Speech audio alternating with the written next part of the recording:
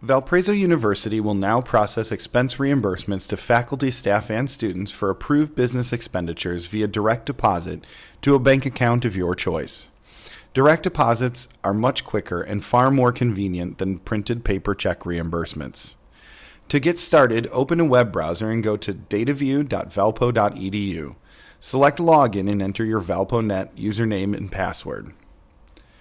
Employees and students can access the option in either the employee menu or the students menu according to your primary role here at the university.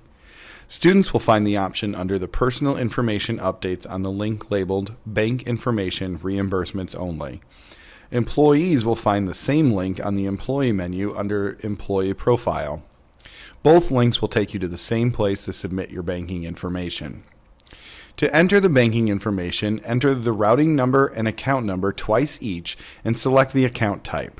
Once this information is entered, check the box to agree to the terms and conditions and click Submit.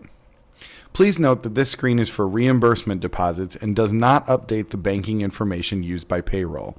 To update your payroll bank information, contact the payroll office. To change bank account information, select the button to delete the previous information in the table at the top of the screen. Enter the new banking information and click Submit.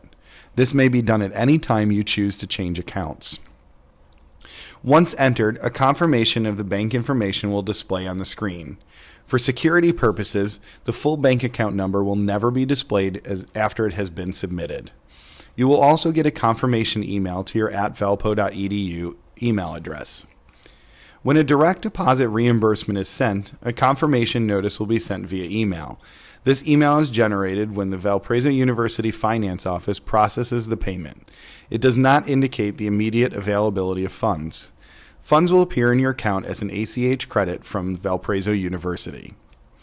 Any questions about this process should be directed to Linda Scarcella in the Finance Office. If you're having issues logging in with DataView, you should contact the help desk. Thank you for spending just a little bit of time with us today.